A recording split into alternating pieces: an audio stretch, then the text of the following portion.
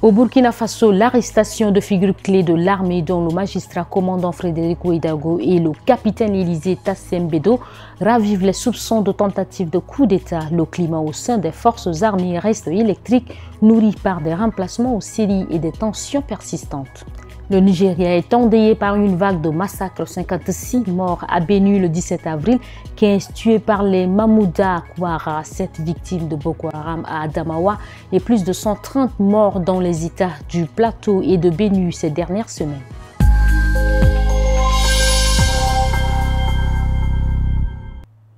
Bonsoir et bienvenue au journal international de ce lundi au Burkina Faso. La semaine dernière a été marquée par l'arrestation de plusieurs officiers des forces armées, 2 d'entre eux ayant été relevés de leurs fonctions de chef de corps. Si aucune communication n'a pour l'heure été faite à ce sujet, plusieurs soutiens de la junte évoquent une tentative de coup d'État pointant du doigt des militaires en exil.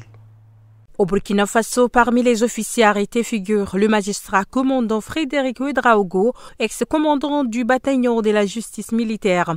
Selon des sources sécuritaires, ce dernier était en train d'enquêter sur la mort par balle en octobre 2023 du commandant Ismaël Touogobou, qui était soupçonné d'être en lien avec une tentative de coup d'État. À l'époque, le procureur militaire avait avancé que l'interpellation aurait mal tourné. De son côté, le capitaine Élisée Tassembedo, surnommé le libérateur des Siba, commandant du groupement des forces de sécurisation du secteur nord basé à Waïwigouya, a été interpellé alors qu'il était à Ouagadougou pour une réunion à l'état-major dont le contenu des discussions reste inconnu. Des personnalités que le président de la transition, le capitaine Ibrahim Traoré, n'a pas tardé à remplacer. Sans que l'on connaisse leur nombre exact, d'autres soldats auraient été mis aux arrêts. Des partisans des militaires au pouvoir que nous avons contactés évoquent une énième tentative de coup d'État. Certains regards se tournent vers d'anciens officiers qui avaient eux aussi été radiés de l'armée.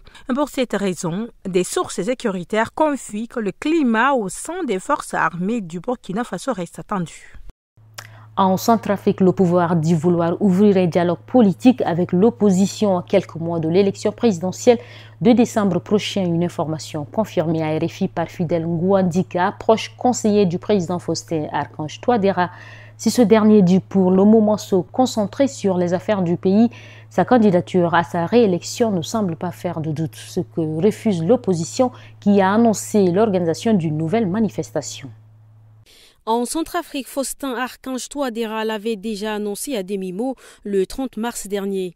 Lors d'un discours donné à l'occasion du 4e anniversaire de son 2e mandat, le président centrafricain avait déclaré tendre la main au bloc républicain pour la défense de la Constitution afin de consolider la paix par le dialogue.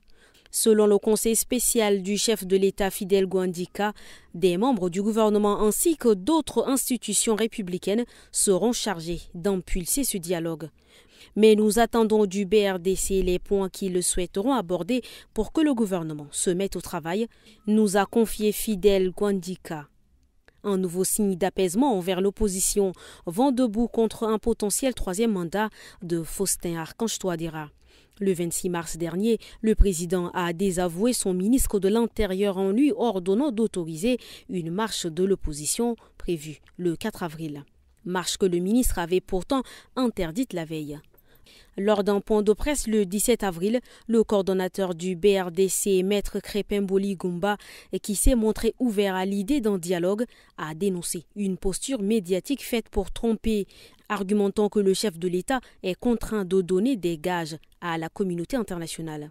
Nous sommes prêts à rencontrer le président Touadéra à n'importe quel moment de la journée ou de la semaine pour établir un calendrier clair et précis du dialogue que nous voulons, a insisté l'avocat. À travers notre conception du BRDC et leur conception, il y a toujours de la place pour une voie médiane, pour que nous puissions avancer. En attendant, le leadership du BRDC a annoncé l'organisation d'une nouvelle manifestation le 31 mai. Au cours des 3 dernières semaines, environ 250 personnes ont été tuées lors d'attaques distinctes aux 4 coins du Nigeria, souvent un mode opératoire identique, des groupes d'hommes armés ouvrant le feu, abattant ici des civils dans des communautés rurales. principalement en toile de fond des conflits entre éleveurs et agriculteurs, mais aussi des attaques de terroristes. L'émergence des nouveaux groupes criminels, les Mamouda, vient complexifier le contexte sécuritaire car jusque-là, le centre-ouest du pays semblait pourtant moins touché par ces tueries de masse.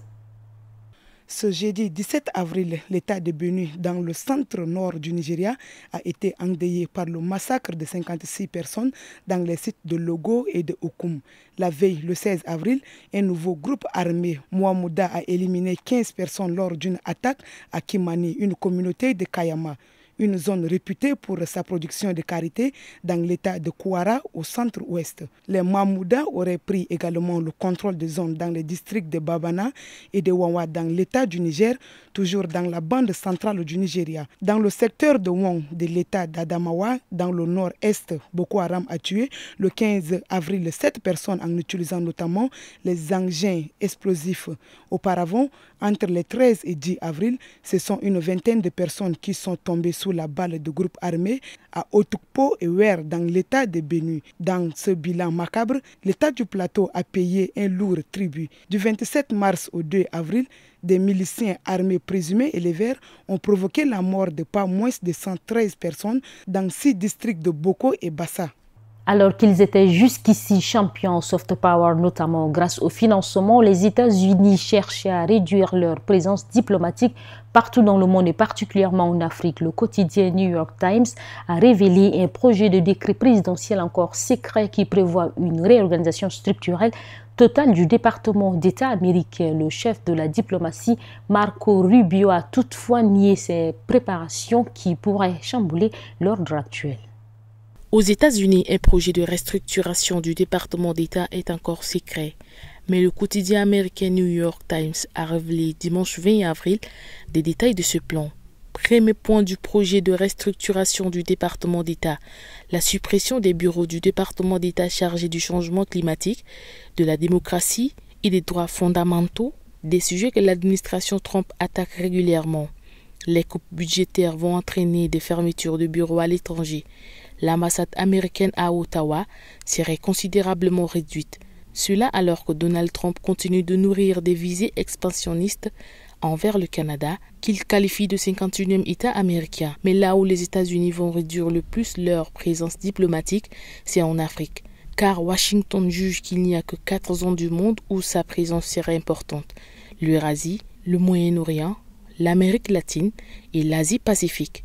Le continent n'apparaît plus dans les 4 zones du monde qui comptent pour Washington et l'actuel bureau pour l'Afrique serait ainsi supprimé et remplacé par un bureau de l'envoyé spécial pour les affaires africaines. Ce dernier dépendrait du Conseil national de sécurité interne de la Maison-Blanche et non du département d'État. Le projet indique aussi que toutes les ambassades et tous les consulats non essentiels en Afrique subsaharienne seront fermés. Enfin, toutes les missions restantes seront regroupées sous l'autorité d'un envoyé spécial.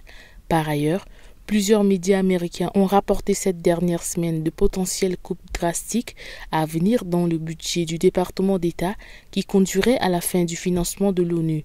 Or, la majeure partie de l'agenda du Conseil de sécurité concerne le continent africain.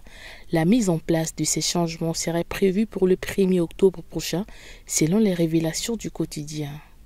Pour finir, en Tunisie, la garde nationale a annoncé ce 19 avril avoir opéré une des plus grosses saisies de drogue de son histoire, laquelle s'élève à 1,2 million de comprimés d'ecstasy, un coup de filet qui intervient alors que la Tunisie intensifie sa lutte contre le trafic de stupéfiants.